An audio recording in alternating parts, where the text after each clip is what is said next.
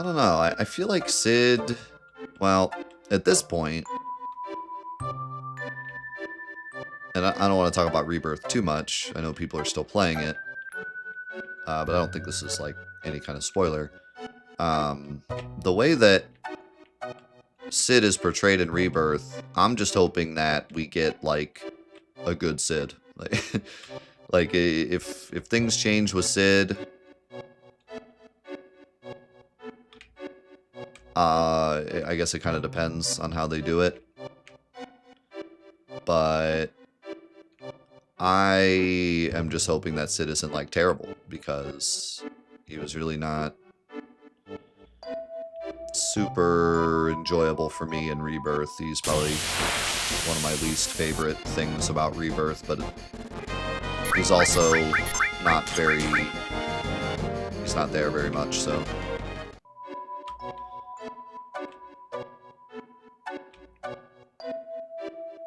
You can spoil it. I don't get a PS5, and I'm not going to play it anytime soon.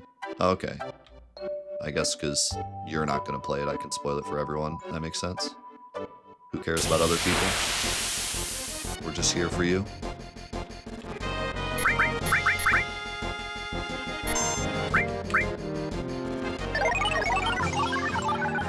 Yeah, I don't know. Like, I don't know. I think that they're setting up something with Sid, but there's a chance they're not, and they just totally miss the mark. But I'm giving them the benefit of the doubt. I'm pretty much giving them the benefit of the doubt for everything, because, you know, pretty much all of my worries were fixed or whatever in Rebirth.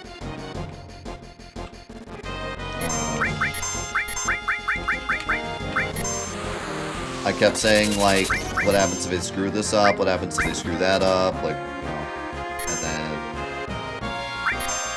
everything worked out, and it was great. So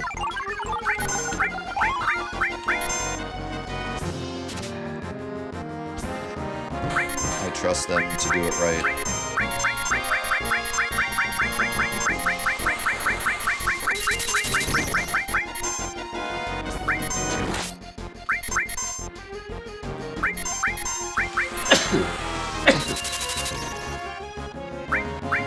I loved almost every change they made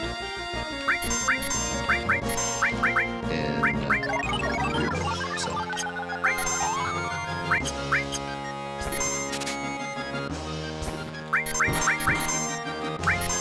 I mean, I'll just watch my review if you want to know about what I think about the game, but yes, the whispers are toned down like 90%. It's really nice.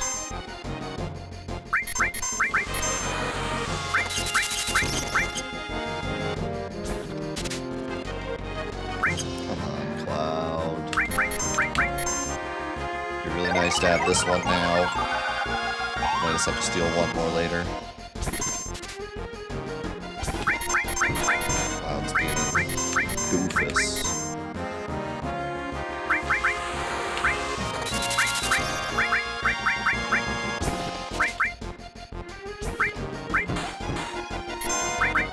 Dude, there's totally going to be an Ultros cameo.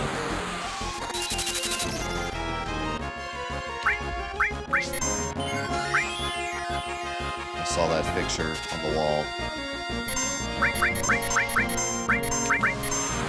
I brought that up and everyone was like, eh, you're stretching it. But I was like, I don't know, it looks like Ultros to me. Okay, this is cooked.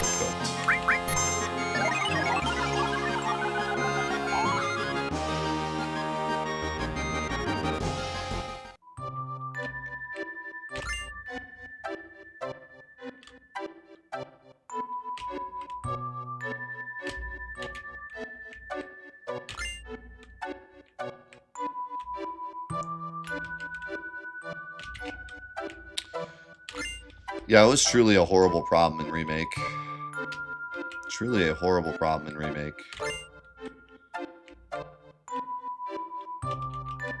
Easily the biggest issue with Remake was the overuse of whispers. Whispers are one thing, but they were just in every scene. Like, even if... Like, it was to the point where even if you liked the whispers, even if, like, you never played the original game, and the remake was the first Final Fantasy thing you ever played, and you just really liked the whispers, you were like, man, these guys are awesome. Like, me and my fam love Dementors, and these dudes are just, like, sick. Even if you love them, and they're not annoying, and you have a picture of a Dementor over your bedroom bed, they're just they're way too much. I think even if you liked them, you'd be like, wow, they're in like every freaking scene. Like, why are they even here? You know? Like, they're just everywhere. They just never stop. They're just every scene, and it's like, you're not even doing anything in this scene, you're just here. It's just like a reminder that they're there. I don't know, like, it was really bizarre.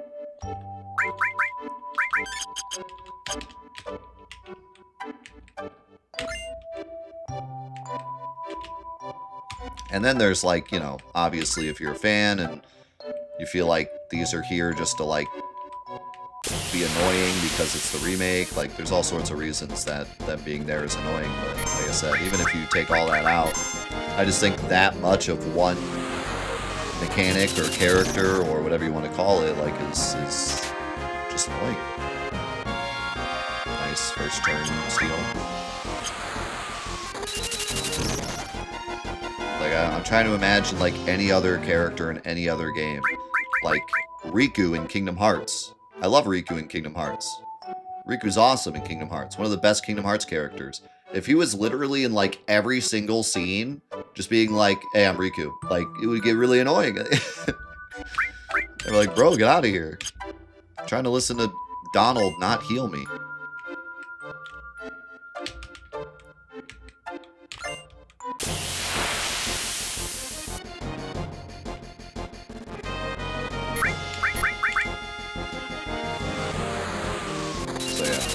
They're just annoying in general, and then, you know, I think they relied on them too much for, like, a lot of plot stuff. I mean, I remember when I played through Remake, how do I say this? Like, most people played Remake at this point, but I'd still rather say it without spoiling anything. The part near the end where they save the party. Let's put it that way. I remember that was the moment where I was like, wow, this is really obnoxious. You know, like this has gone too far at this point. I was willing to, like, give them the benefit of the doubt just to see where they were going with it, but I remember that moment, I, like, paused the game and was like, what is this nonsense? Like, this is so just over the top. Why are they in every single scene? Because at that point, it was like the party couldn't have even survived without them. So now it's like, no matter what happens, in the next 3 games, we can always, like, go back to that moment and be like, well, it never would have happened if it weren't for the freaking whispers. No, not that. Later. It's really not much of a spoiler. It's like a 2-second scene in a cutscene.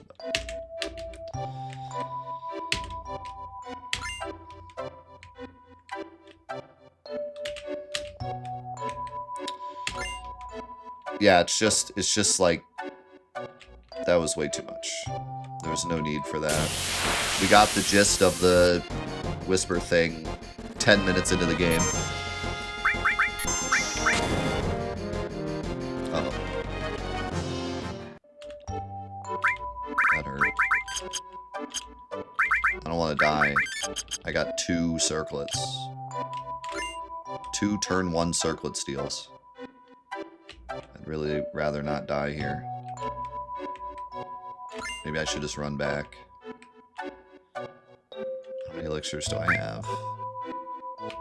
The problem with running back is then I faint 2 seconds into my next run. I think I just risk it.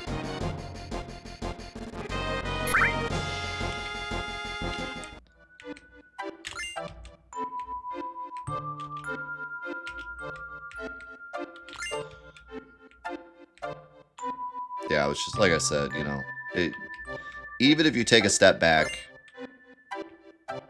you know, if you really, whether or not you have a problem with the whispers or not, whether or not you like the idea of the whispers, it's just too much.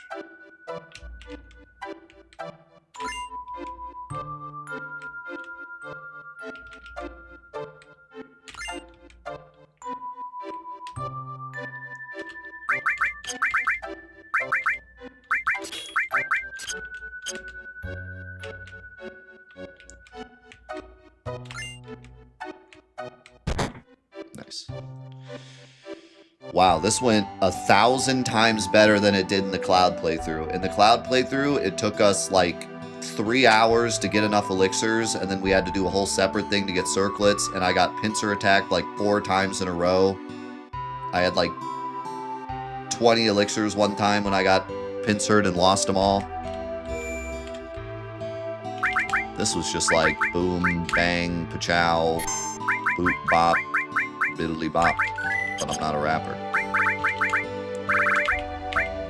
55 elixirs, and we got both circlets. We're going to go one more time to get a couple more, and we're going to be done with the Great Glacier already.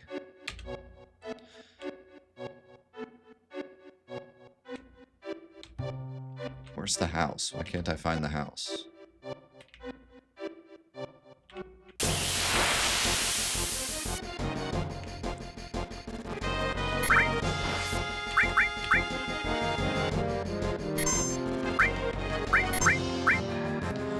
We were actually talking, yeah, we were talking the other day about a potential Vincent DLC, since Rebirth did or Remake did a Yuffie DLC, Rebirth could do a Vincent DLC, and it would work perfect because we just met him but didn't learn a lot about him. It'd be like a perfect setup for Part 3.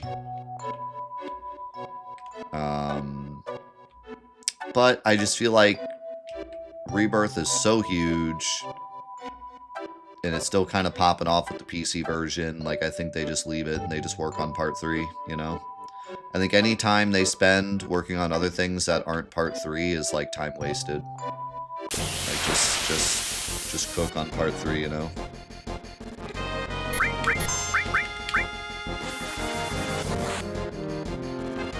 So, I'm pretty okay with it either way. Can you not just, like, kill Cloud in cold blood?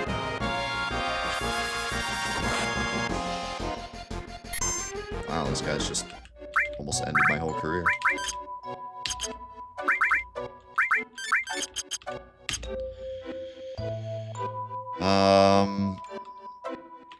Well, I think we're gonna have to make a trip back, unfortunately, because I need Phoenix Downs.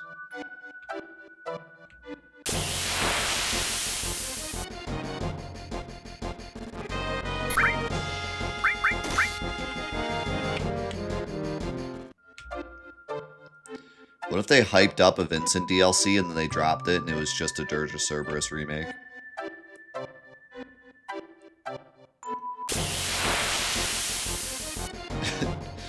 Everyone would be like, "Aw, I mean, cool, but like, oh, like, like, what reaction do we give this? I don't like. Thank you, but."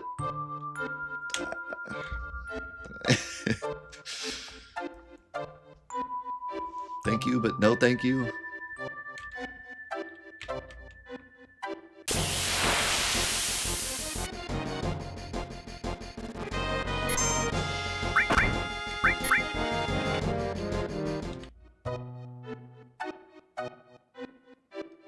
No, I feel that too. Like, well, okay. Here's my argument with that.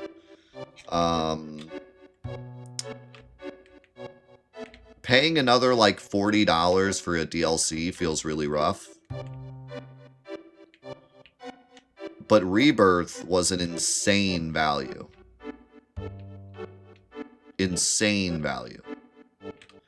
So like, and then also if they do like a bundle like they did with whatever, Intergrade for like regular purchase price. So like Rebirth and Vincent DLC for $70 or something. Like that's a steal. That's crazy. That's like 300 hours of content for $70. So I think it could work. I think, like, are there people that had to buy a PS5 just for Rebirth? So they bought, you know, $500 console and then bought a $70 game, and now Square's like, oh yeah, Vincent DLC for $50. Those people are going to be pretty upset, I would imagine. But for people that already owned a PS5 and they bought Rebirth for $70 and got like 300 hours out of it, they're probably like, yeah, this ain't so bad. So I could see both sides. For sure. But hey, just don't buy a Switch 2 and then you can buy like 9 copies of the DLC. You'll be all set.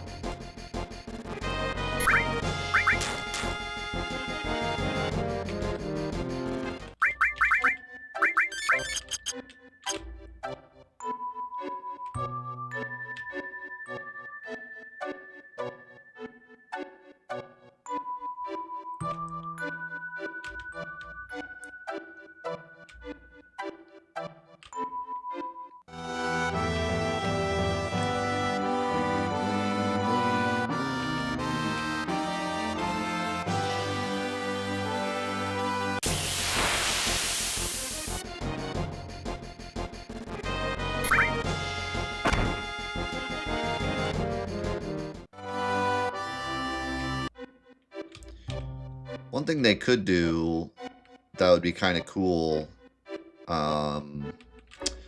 with a Vincent DLC, they could make the gameplay like quite a bit different than in Part 3 of Remake. So like Part 3 of Remake, oh my god, I have to walk all the way back, don't I? Because there's no item shop here.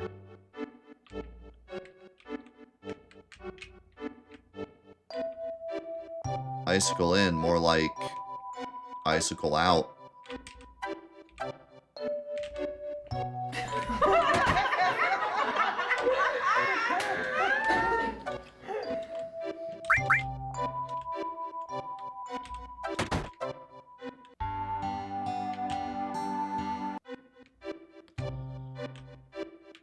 Icicle in, more like Icicle out of Phoenix Downs.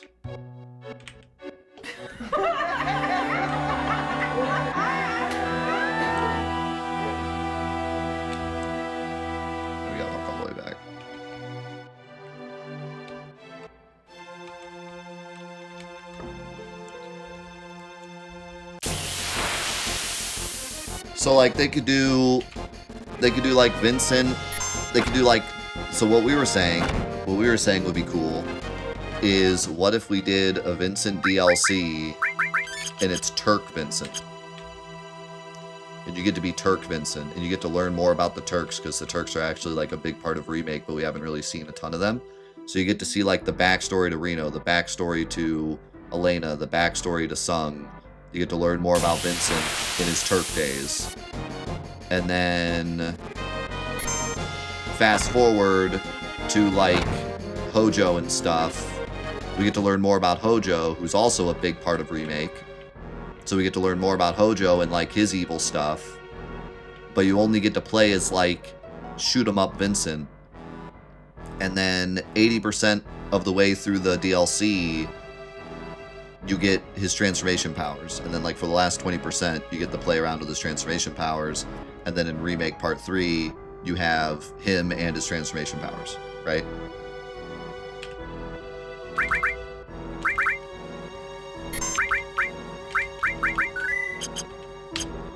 But I think the big thing for me is, you know, building up Hojo and the Turks more. Because they're going to be huge in part 3, but we've only seen a little bit of them in the other 2 parts. So I think it would actually serve a very important purpose in the overall arc of the games, right? It wouldn't just be a cash grab, we got Vincent and he can turn into a monster, buy this, but I think it would be important for the overall arc of the games to, like, learn more about those characters.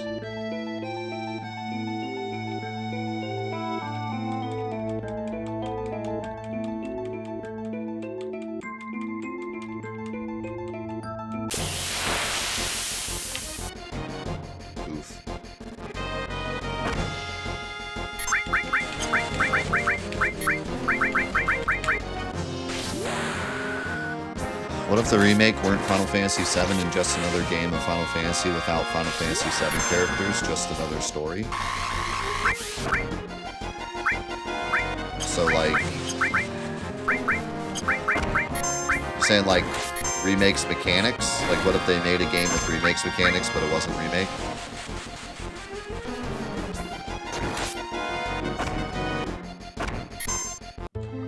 No, I think he's saying, like, you know, like the remake gameplay, but it wasn't remake.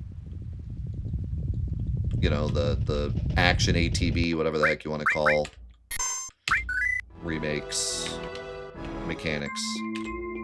I mean, that'd be a game. I don't know.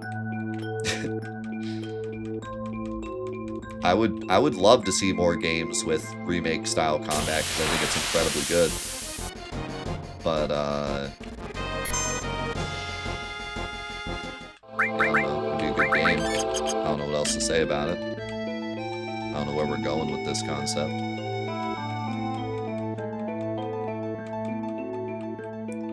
Why mess with the main lore of Final Fantasy VII? Oh, so you're just saying, like, why did they make a remake? Because it's really freaking good. You should play it. The remake is, in a lot of ways, what they wanted to do with this game, but didn't have the ability to do. So it's not messing with the lore. It's, what if we went back in time and gave the developers of Final Fantasy VII way more money? That's basically what the remake is.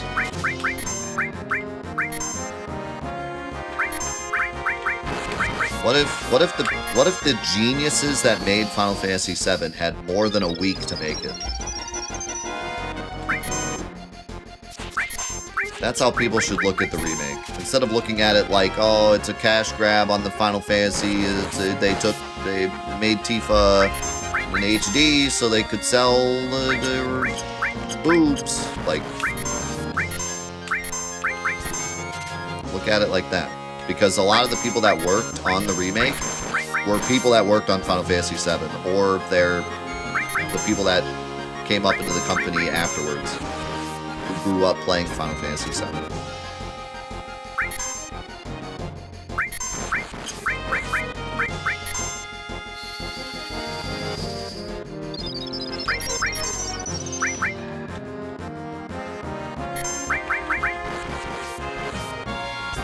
You don't, you know, if you don't like the remake, that's fine. No one's forcing you to like the remake, but it doesn't ruin anything. In a lot of ways, it just makes the original better.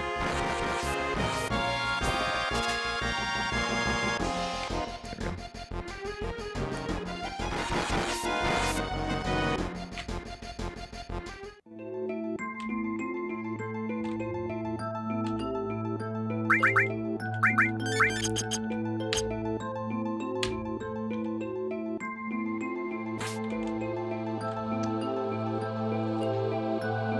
I mean, you can play the remake and be like, I don't like how they did this. I like how they did it in the original. Boom. Now you appreciate the original more. You can play the remake and be like, they could have done this in the original, but they didn't have the money. But now that they have the money, they did it, and that's pretty cool. Boom, you like the original more. You could play the game and be like, this is the worst thing I've ever played, and everything about it is terrible. And then you could just go play the original, and boom. You still like the original. Red 13 moonwalking and playing cards? There's a scene in this game where Cloud literally rides a rocket out of a submarine, lands on the beach completely unharmed, and then an old man gives him mouth-to-mouth CPR.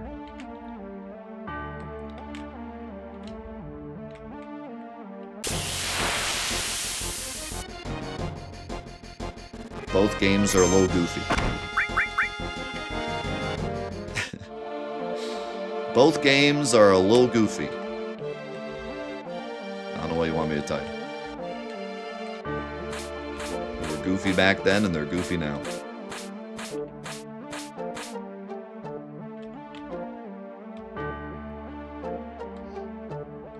Did they take it too far in the remake sometimes?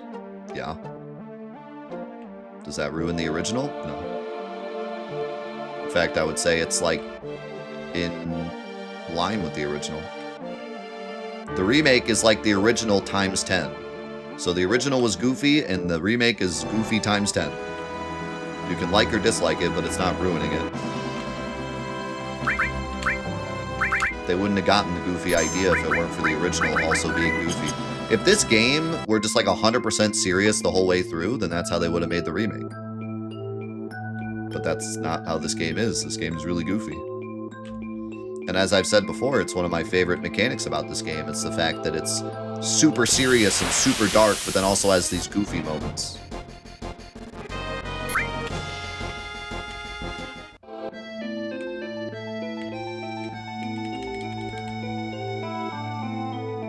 Well, yeah, you know, it's all people that haven't played the original in forever. More and more I realize that, you know, it's frustrating. But more and more I realize that a lot of the people that are the loudest about games remakes are the people that don't play either one.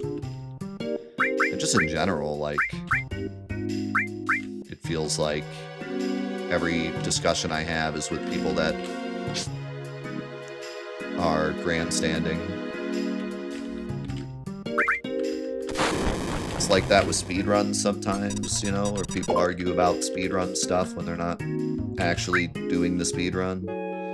People argue for, you know, not to get political, but you know where I'm going with this. You know, people argue for groups of people that they're not even a part of. You know, that's been a problem for a long time. But I feel that like a lot with like games and stuff too, with like remakes and remasters.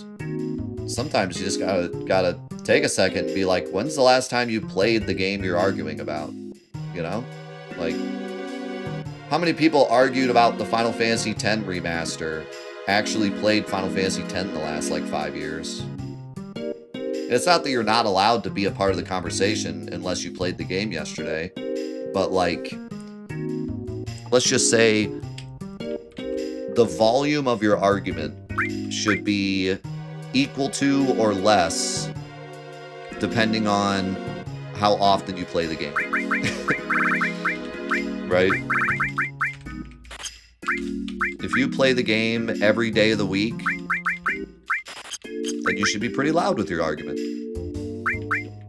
If you haven't played the game since 2010, maybe you throw in your opinion and then you shut up and listen to everyone else's opinion.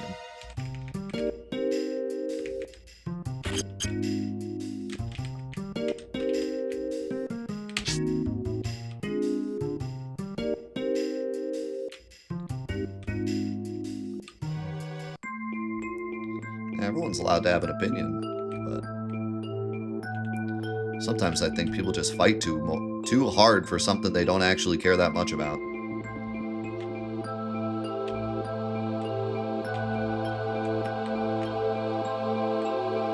I think I fell into that a bit, you know, when the remake was first announced. There was this whole wave in the Final Fantasy VII community of like, it better be like the original or we're gonna riot. And I got caught up in it, I think, you know? And I have to be careful with stuff like that because I have back then my pedestal was a lot smaller, but I was up on a pedestal a bit in terms of the Final Fantasy community. So people listened to me and my words had weight. So for me to get swooped up in a stupid movement that I didn't really understand and just be like, yeah, Final Fantasy VII fans hate the remake. You know, that's not good.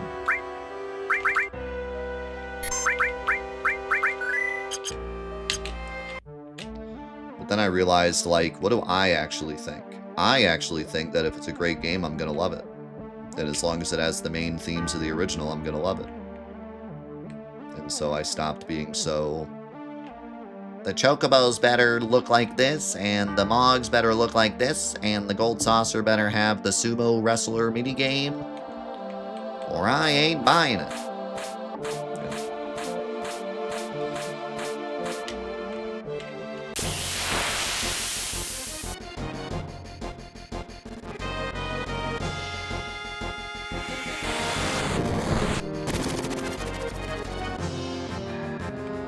I still wonder what kind of crazy world we'd live in if the 789 remaster / remake of 2000 happened.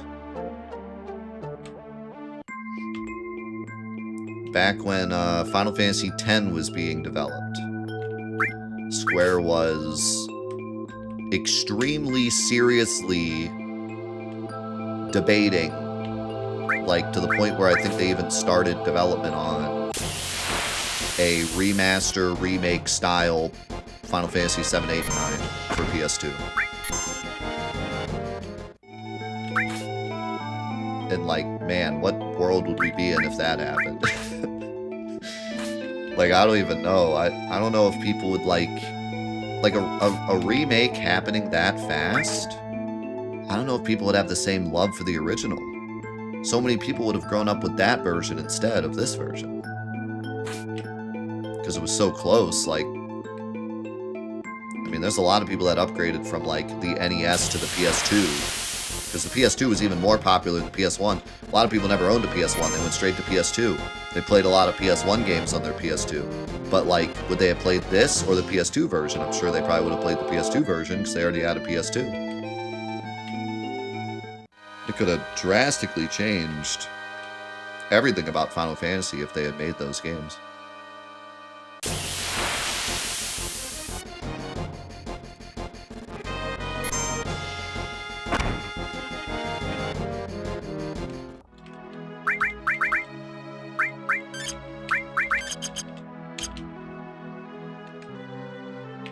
Yeah, I totally get that. Remake combat is definitely not for everyone, and specifically not for people that really only like the Final Fantasies of old. I think they did a really great job. I think they did a really great job making a combat system that had the best chance to make everybody happy. Oh my god, the crits, dude. Why?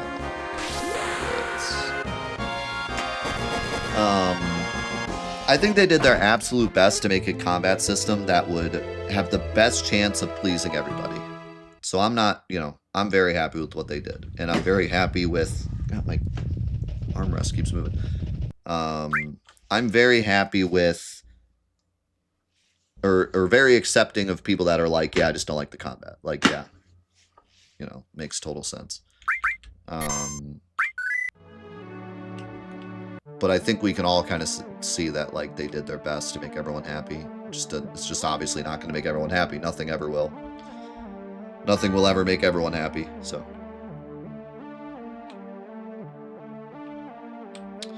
We were having a discussion,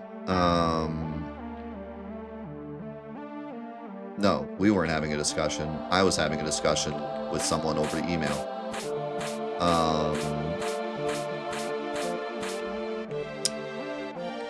Basically the crux of the argument was, would it have been better if Square made every Final Fantasy turn-based? Would it have been better if Final Fantasy 1, 2, 3, 4, 5, 6, 7, 8, 9, 10, 11, 12, 13, 14, 15, 16 were all turn-based / ATB games?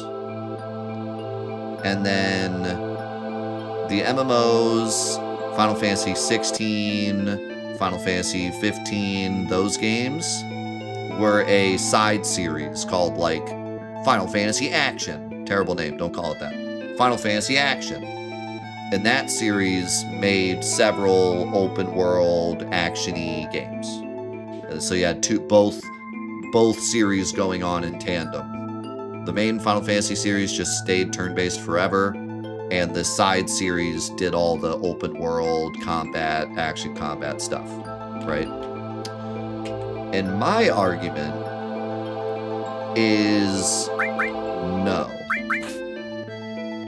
I think for our enjoyment as Final Fantasy fans, I think we'd love that. It'd be much easier to, like, organize in our head, like, here's the turn-based ones, here's the action ones, you know? And, like, for the sake of the series and our enjoyment of the series, I think it would have been great. But I think it would have been much less successful. I think that their ability to bring the Final Fantasy name along with the style of the day, and that's what they said they wanted to do. They wanted Final Fantasy to stay as a modern concept. They didn't want to keep it in one bag. Just like they didn't want to tell the same story more than once, they also didn't want to, I don't know, this will be enough. That's going to do 1 damage. They did not want to put themselves in a scenario where the game had to be done a certain way. They wanted to keep it open.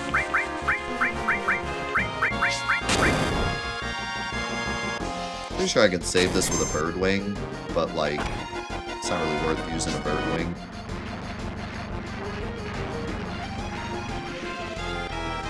Wow, they have so much health! Holy crap. 2,000 health. So yeah, they didn't want to limit themselves. But for me, I think that, like, for example,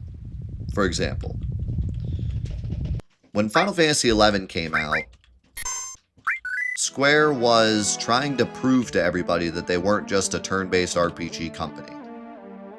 They were trying to branch out into being a main player in the video game space. They were no longer the company that did RPGs. Yes, 11 is an RPG, but they wanted to really, like, they wanted to be one of the big players. They wanted to be up there with Bethesda and Blizzard, right? And so they create this MMO, super innovative, crazy MMO that works on PS2 through a hard drive and an internet connection. Really showing that, like, they are at the forefront of technology, right? I think if Final Fantasy XI wasn't called Final Fantasy XI, it just wouldn't have hit the same. People wouldn't have been as interested in it. And I remember during my Let's Play, I said, like, this game should not have been called Final Fantasy XI. And I still agree with that. The game is just too far off from Final Fantasy to be called Final Fantasy XI. But I don't think it would have been as successful. I think, and maybe with Final Fantasy XI, maybe that was a step too far. Maybe it should have been called Final Fantasy Online. I think Final Fantasy Online still could have been pretty successful. But imagine if Final Fantasy XII wasn't called Final Fantasy XII. Imagine if Final Fantasy XII was called, like, Final Fantasy Revenant Wings. And that started, like, a whole new series. It just wouldn't have been as, like, people would have turned off from it, I think. It would not have been as successful. You know? I think the fact that Final Fantasy is always their big game, and no matter what Square Enix is cooking, it's going to be in Final Fantasy. I think that that's what brought more people in. It brought more and more people into the Final Fantasy umbrella who then would try the turn-based games. Versus if every Final Fantasy was a turn-based game, it would have only been turn-based fans forever. You know? And they could have done side series that weren't turn-based, but then their turn-based fans would have just kept playing their turn-based games, and they maybe would have created a little bit of a side hustle with the action games, but it never would have been the same. You know? So, my argument is, yes, that would have been nice, but no, it wouldn't have been a good idea. for the company to do that. I do still kind of agree that Final Fantasy XI should have been called Final Fantasy Online, though. I think people would have still played it. And then Final Fantasy XII could have been 11. And I think it would have saved a lot of headache. But hey. Whatever. That's our dumb opinion.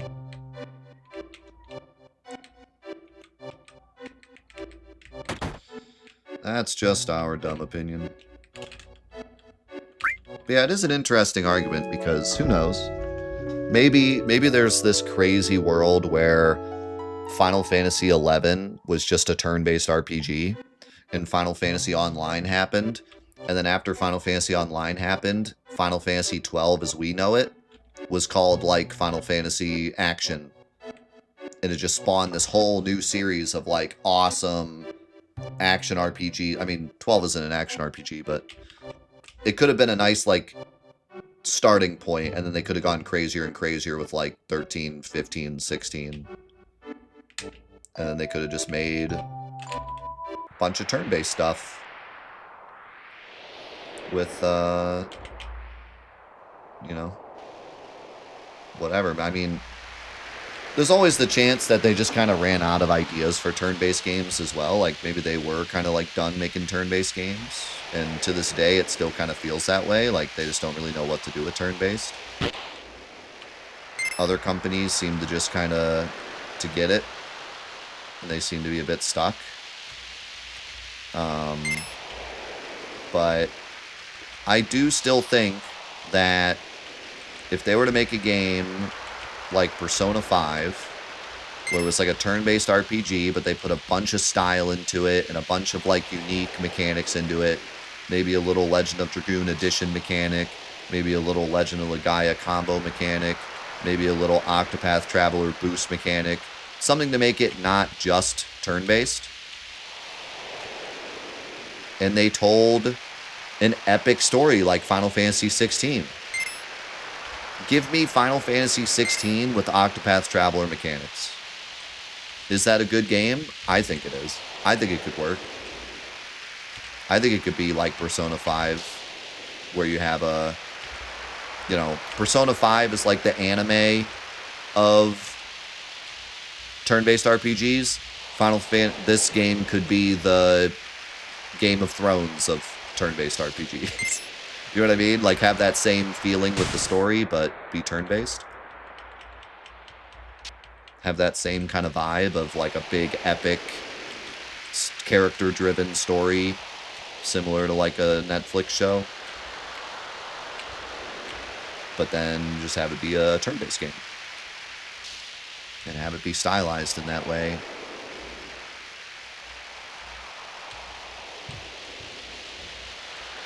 I think it could be great.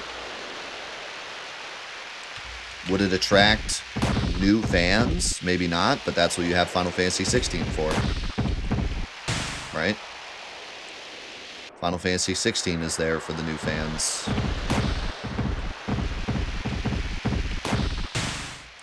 Like, let's do the opposite of what we were talking about before. Instead of having Final Fantasy be turn-based forever, and then have a side series that's action, let's just leave Final Fantasy the way it is. It started turn-based, now it's action. But now let's start a side series that's all turn-based. Final Fantasy...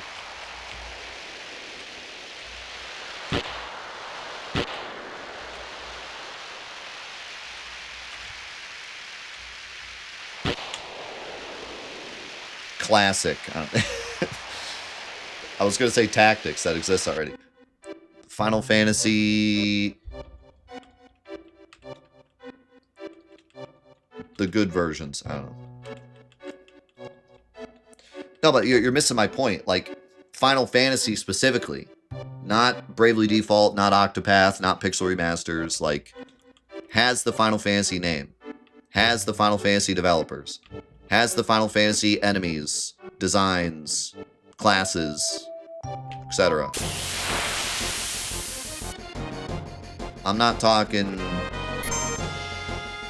Put a couple extra people on Bravely Default. I'm saying like AAA, the whole studio's in it, Final Fantasy 16 level of polish. Was Final Fantasy 16 that polished? I mean, the graphics were. Final Fantasy 16 level of polish.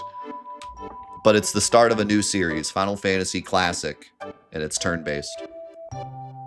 And it's literally a carbon copy of Persona 5. I don't care. They're allowed to. They did it first.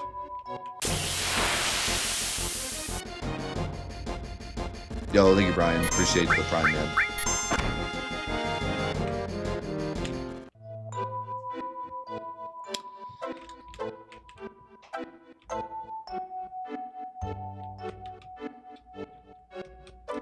Maybe that's asking too much. Maybe getting the whole company behind it would be too much because it probably would not sell that well. But I think what bothers me is that they put so much work into Stranger of Paradise. And that's exactly what I'm thinking. Stranger of Paradise, but turn-based. You know? Has the Final Fantasy name. It even is like kind of a reboot of Final Fantasy 1. But it's in the Neo style. Instead of the Neo style, turn-based style. And call it Stranger of Planet Earth Final Fantasy. Stranger of turn-based Final Fantasy. And it's its own little series. But it has, you know... I don't think Stranger of Paradise had, like, that much of a crazy budget behind it, but it was certainly more than freaking the Pixel remasters. You know?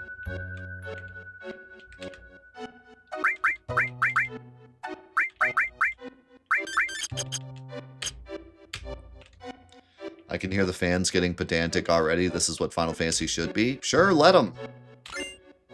Let them. You got the group of people that are like, this is what Final Fantasy should be. I'm only going to play this for the rest of time. You have the group of people that are like, this is great and the remake is great. And you have the group of people that are like, that's for old folks. I'm here to play the remake. Guess what? They're all giving Square Enix their money. One way or another, they're all paying Square Enix. So they win.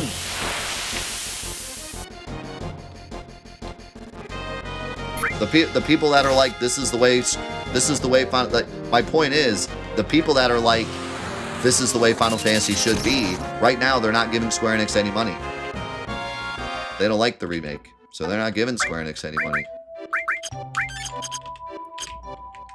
At least then, they would have a game to play. Because right now, they're playing the Pixel remasters and the frickin' Steam version of Final Fantasy VI. That's all they got. And Octopath.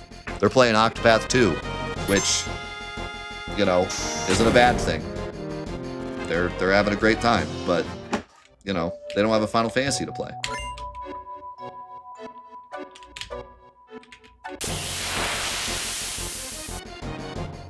How's it going, Dank? The modern Final Fantasies are just God of War Ninja Gaiden games? I mean... yes, but that doesn't mean they're not true to their roots.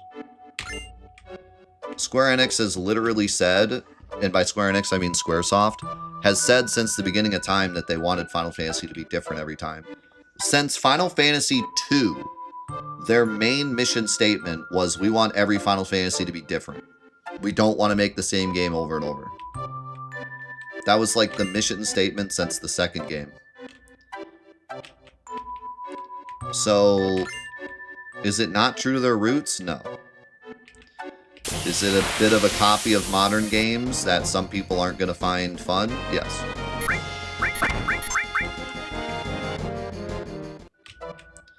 But Final Fantasy was never supposed to be only a turn-based, retro-style, 8-bit class adventure. That's just what they made because that's what was popular then. That's what they could make on the NES in 1986 or whatever the heck Final Fantasy 1 came out.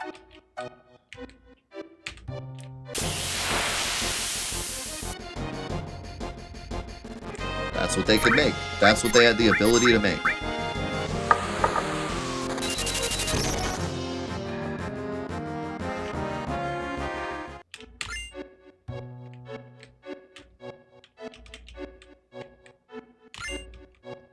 So, Yeah, I don't agree with, 16 or 15 or 14 or 13 or 12 are not Final Fantasies. They are Final Fantasies. They're exactly what that extremely talented group of people wanted to make. But, goes back to what I was saying.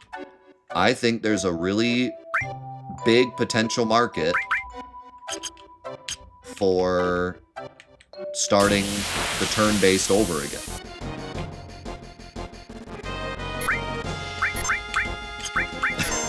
For Death to call Final Fantasy 15 a Final Fantasy is big. True. I think it's bigger to call 11 a Final Fantasy. Calling 11 a Final Fantasy is like the biggest stretch ever. It's it's rough out here. And I'm not trying to hate on 11. I think for what it was back then, it's one of the most impressive video games I've ever played in my life. But in terms of Final Fantasy themes, characters, weapons, enemies, music, just the whole vibe of Final Fantasy, it is void in 11. It is the lowest I've seen in any of the games. You will play the game for 12 hours and then, like, see a picture of a chocobo on a wall and be like, oh my god, it is Final Fantasy. Like, wait a second, I am playing Final Fantasy. Holy crap.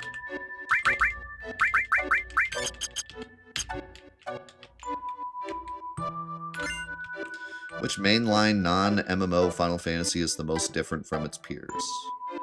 Okay, so what's the most non-Final Fantasy from the not MMOs? I mean, the first one to come up is obviously 15. 12? Why 12? I mean, 12 is like... The story is very Star Wars,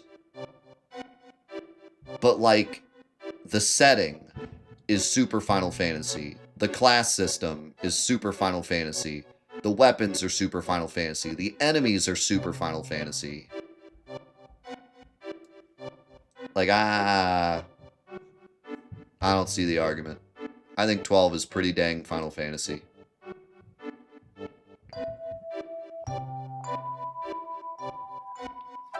I think 12 is pretty dang Final Fantasy. My issue with 15 is not that it sucks, because that has nothing to do with being a Final Fantasy. Nor does it really suck, but...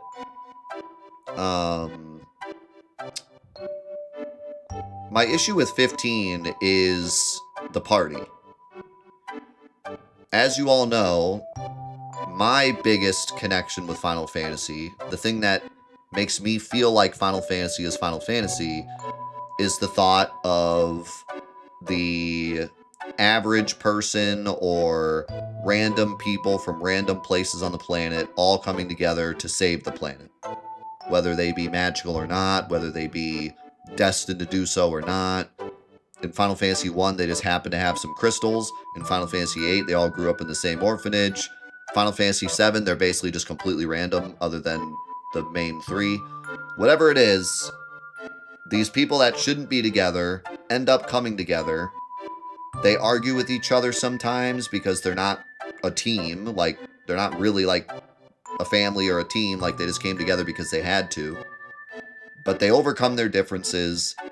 They use each other's skills, almost like a superhero,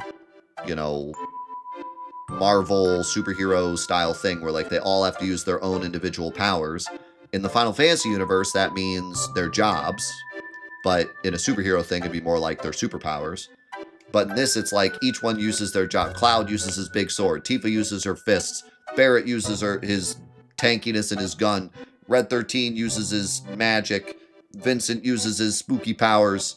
They all use their special jobs to work together and save the world, right? That's what makes Final Fantasy to me.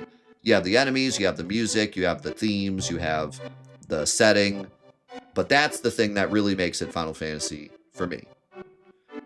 15 doesn't have that. 15, they're just brothers. 15, it's their job to take care of Noctis.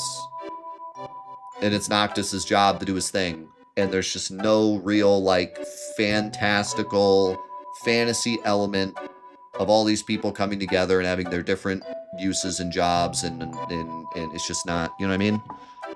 So that's my issue with 15, and it's also a big issue that I have with 16.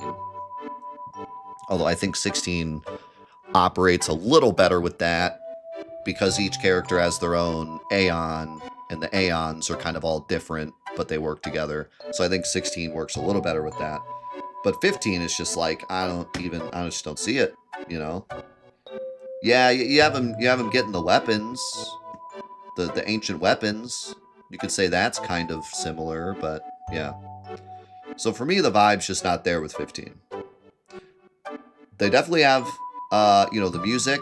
They literally have the music from the other games. They have the enemies. You know, I always remember the big Iron Giant as being like big Final Fantasy enemy right in your face. They have the summons, like Leviathan and Titan. So there's a lot of Final Fantasy elements, but that main one just isn't there for me on 15. So, I think the summons are a big part of it too. Really, ever since Final Fantasy VI, summons have been such a huge part of what makes Final Fantasy Final Fantasy. I couldn't imagine a Final Fantasy without summons now. Uh-oh. And not just summons, but like being a huge part of the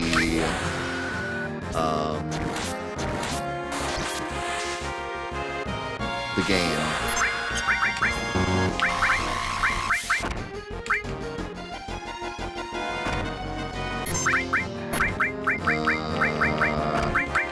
Dang it. I tried. Maybe I should have just used Aqua Lung. Maybe that would have one-shot him instead of Cross Slash. And then just like threw an elixir, maybe.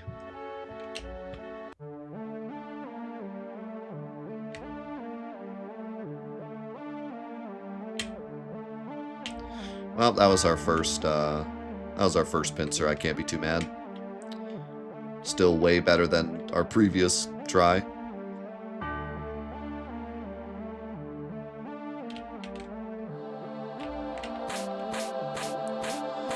Yeah, and then there's little things like the SIDS, which some of the games nail. That's one that 16 definitely nailed.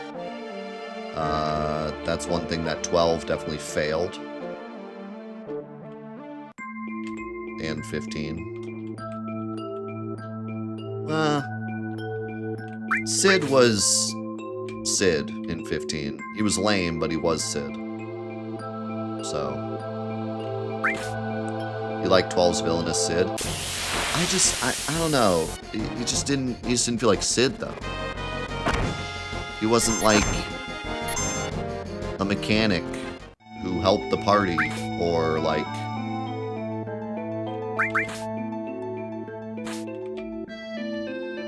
I don't know, he just didn't have... You know what 12 should have done? You know what 12 should have done? He should have had, like...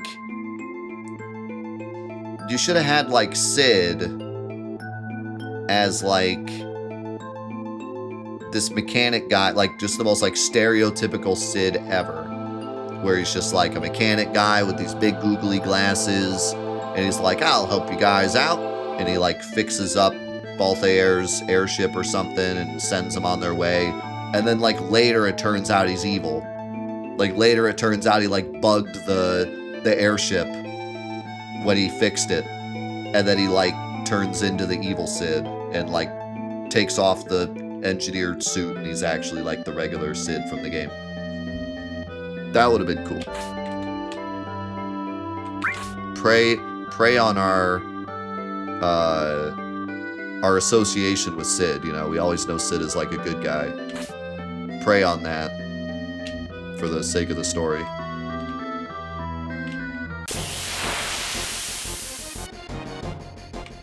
Watch me get this steal.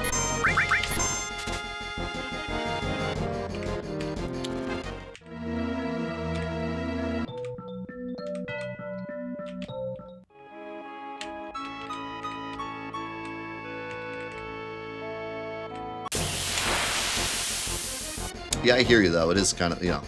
I'll give him credit that they took Sid in a different direction. I just never really liked him. I didn't like that his name wasn't just Sid. It was like blah blah blah blah Sid. And his whole character was just kind of like, I don't know, just didn't give me the vibe. Didn't give me the right vibe.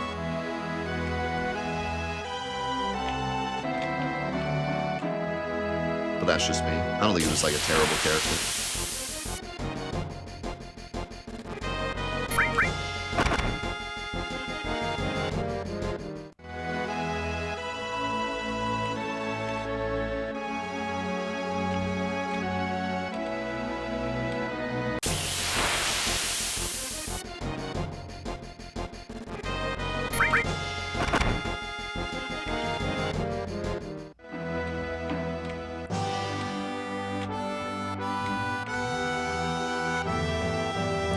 16 Sid was truly amazing.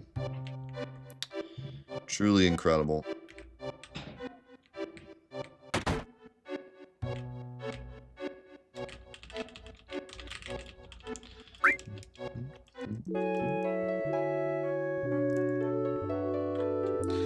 And like I said, it helps that they all had like Aeons too, because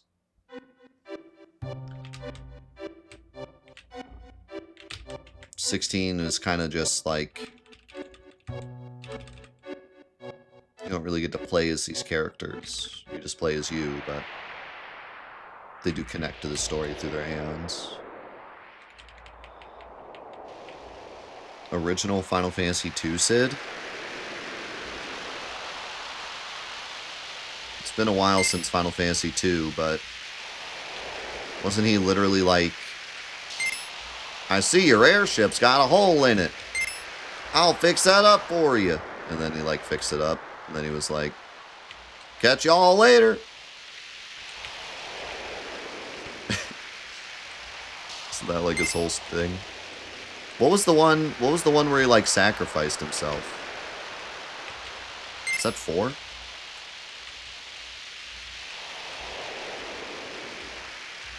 Maybe that was 3.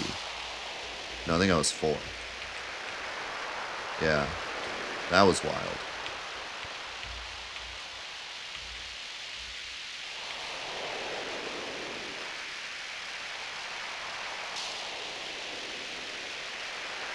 Wait, there's a character named Sid in Spirits Within? No shot. Actually, how do I not? I guess that's kind of obvious.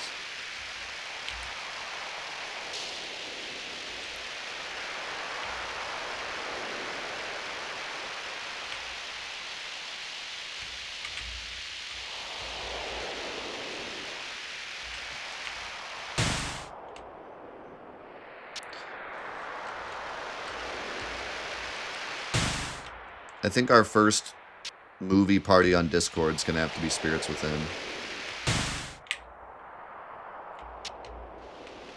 And then no one shows up, and then we don't do them anymore because no one showed up, because no one wanted to watch Spirits Within.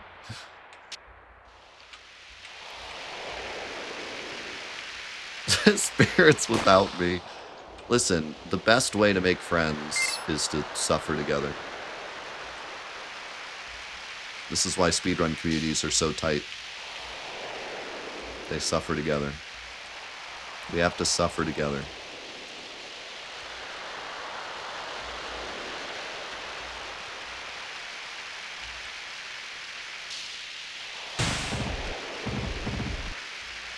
That's why we watch you.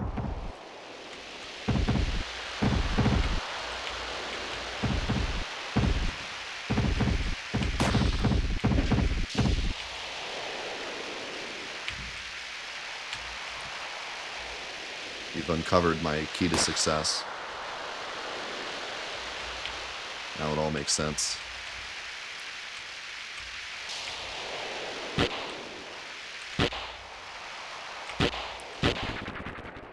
You went and saw that in a theater when it came out. It was terribly disappointing as a kid. That's hard to disappoint a kid in the movie theater, too. I remember seeing a lot of bad movies, but because it was in the theater, I had a good time.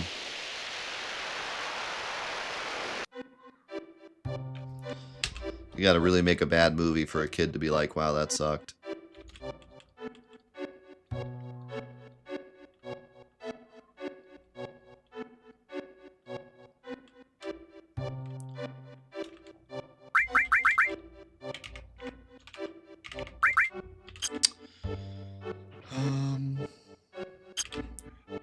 I really just want a couple more elixirs, but maybe I should run to the save point so I don't have to do the snowboard again.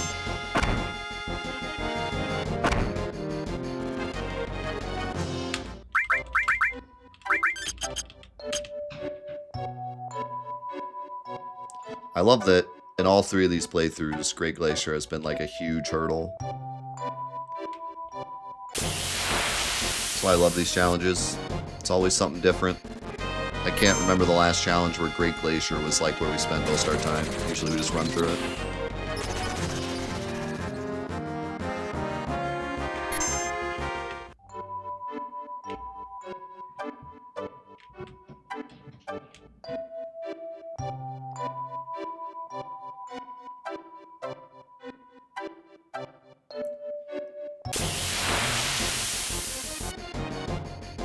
I forgot to heal Tifa.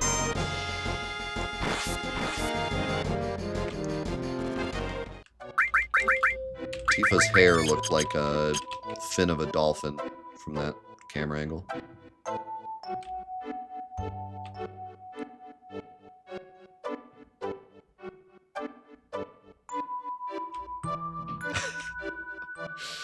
You ruined your uncle's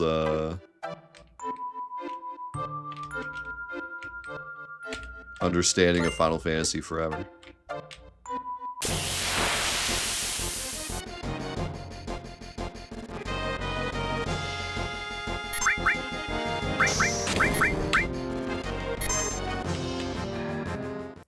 Man, how many kids, like, loved Final Fantasy, but their parents, like, didn't understand it? And then that movie came out, and they were like, finally, a way to show my parents this thing that I love. Then, like, you take them to it and ruin it forever. Oof.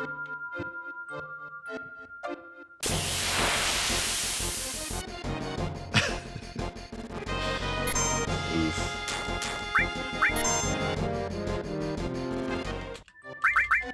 Now my parents will really never understand my hobby.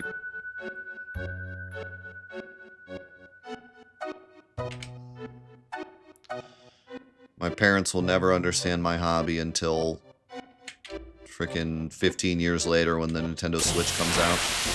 Then they'll finally understand it, but it'll be too late.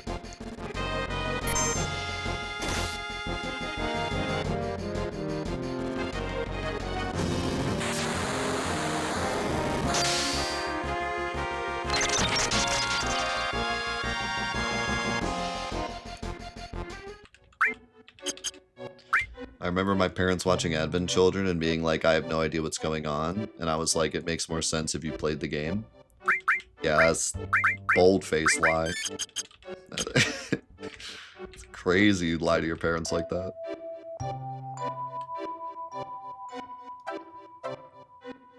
Just gotta let them down lightly. Like, yeah, you just gotta play the game for sure. It has nothing to do with the fact that this movie makes no friggin' sense.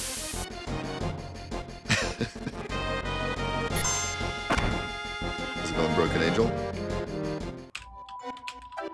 I mean, I will say, there's a little too much, like, lack of backstory in Advent Children. Like, they just absolutely do not explain Aerith or Zack at all. How in the world are you supposed to know who Aerith or Zack is? I don't know.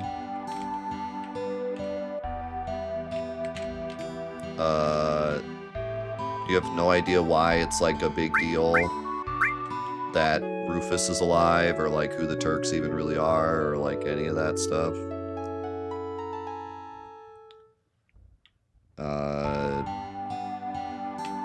But you know, even with that context, Advent Children is kind of wild at times. I like Advent Children, though. I've always liked Advent Children. I think it's just a fun... Like, I think it's just a fun movie to watch. Like, the combat and stuff. It's just...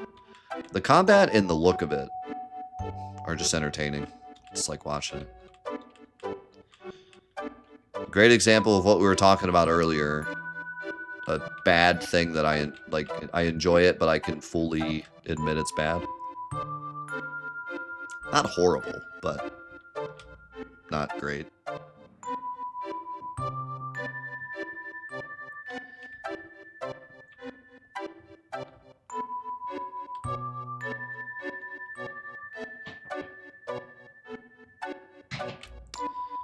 What do I think about Kingsglaive?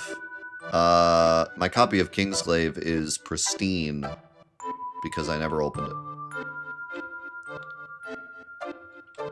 I may have bought the special edition of 15 because I was so excited for it.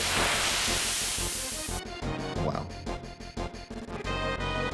And then played it and disliked it so much that I never watched the movie. And I've heard that actually watching the movie does give you some better context for, like, 15 in general.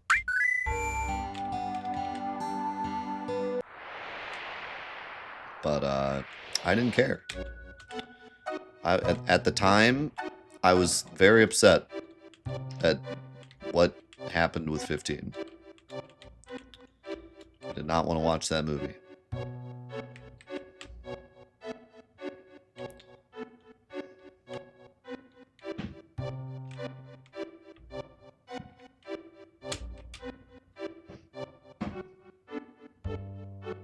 Yeah, have a good Easter, Retro. Thanks for hanging.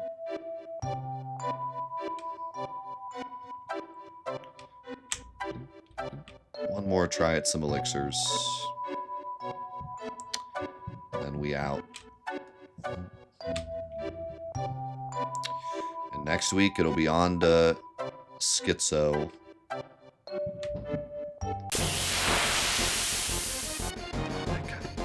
In the same spot. I have to, like, fix this, I have to fix this file, I think. I think I'm gonna get this fight every time. I gotta, like, change my step count or something.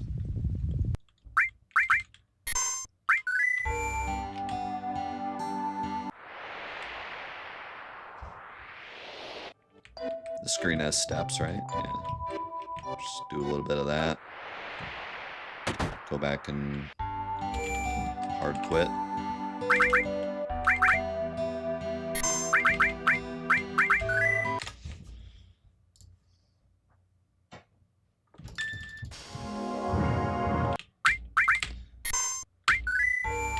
Yeah, the playthrough of 15, whether or not you like it or dislike it or agree with my takes or disagree with my takes, the 15 playthrough was amazing. So many wild things.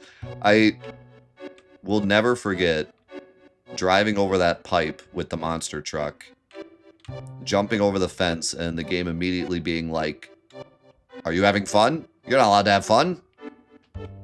Like, plopping me back on the map, and then I just, like, lost my mind. It's like, what's the point of an open world game if I can't explore? Why'd you give me this monster truck?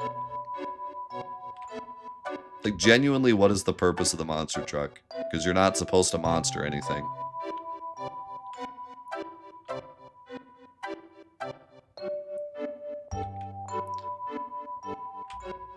It's like all the people that own a Hummer around here. It's like, where are you going with that thing? Target?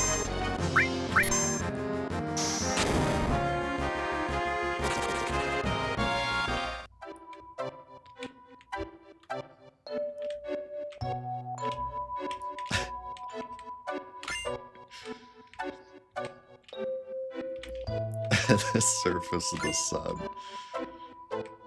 Good thing I had my Hummer.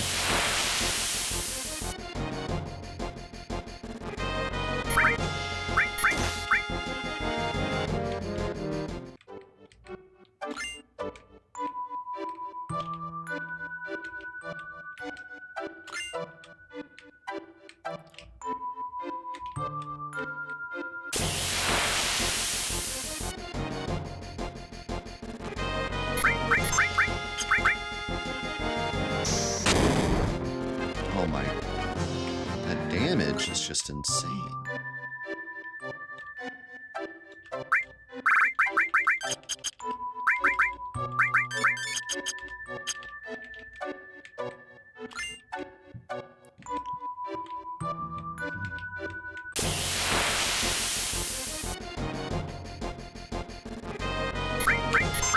Yeah, my experience with 15 the second time around was far better.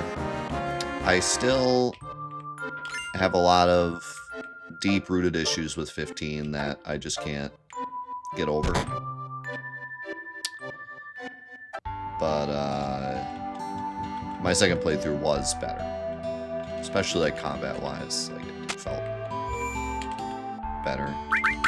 And I understood a lot of the concepts that they were trying to get across a lot better. And like the stuff that they did wrong, I got a better appreciation of like what they were trying to do, you know? And it just kind of like didn't pan out. But yeah, there's still things like the big time skip and stuff where I'm like, they just didn't finish the game like that. That's just what it is. Like they just didn't finish the game. And for me, 15 was one of the first that I really was like super excited about being a part of the release for. I was not a content creator when, like I was, but not like streaming or like, I remember I made a video of the final, like me going and picking up Final Fantasy 13 on the pre-release, but I made like no real videos on it other than like the platinum for it. And then 14 I just wasn't a part of when it released. So 15 was the first game that I was like known as a Final Fantasy content creator, actively doing a live stream, and this game was coming out. And so I was like all in, you know, got the special edition, had a big event on the stream for the release, and like played it day one and did a whole like big series on it and stuff. So it like hurt so much more that the game felt unfinished in a lot of ways and wasn't what I anticipated it to be. And I played the demo and I enjoyed the demo. So like I was really in. So that's what hurt more, burned me more, was like the whole situation surrounding it. And then I've talked about this before like a million times, but their whole way of selling 15 really bothered me. The way that they made it like a more of a universe rather than just a game. They sold you several mobile games, a movie. They said in multiple interviews like, we want everyone to be like a part of the whole experience, not just buy the game. I was like, brother, just sell the game and have us enjoy the game and then sell everything else. Like, you're doing it the wrong way. You're doing it reversed. Like, you got to get people to enjoy it first and then you sell them all the other stuff. When you do it this way, it feels like you're just trying to get our money now before we realize it's bad, you know? Whether or not we think it's bad or not, like, you're just trying to get us the money up front, you know? So that it was really like a lot of the stuff surrounding it too. But anyways, yeah, not to mention the freaking cup noodle hat. Anyway, that'll be it for absolute lowest level today. We made a lot of progress. Elixirs went incredibly well. We have probably almost enough. We have 63. Probably just do one more trip just to be super safe, so like we don't have to come back. But Elixirs went way better than before. We didn't get stuck here for a while. We got all our Phoenix Downs. We got everything we need. We are ready to attack the Great Glacier. And then, like I said, we get through Great Glacier. We do huge Materia stuff. And then this playthrough really starts to open up and get wild. With going back in time, getting rid of Red 13, going through Temple.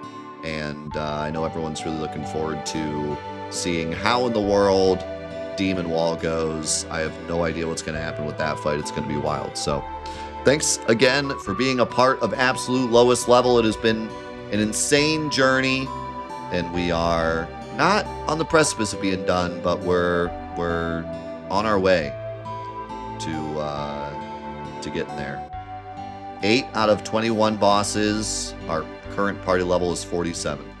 We'll continue it next week. Thanks again, YouTube. We will catch you in the next episodes of the absolute lowest level challenge. Peace.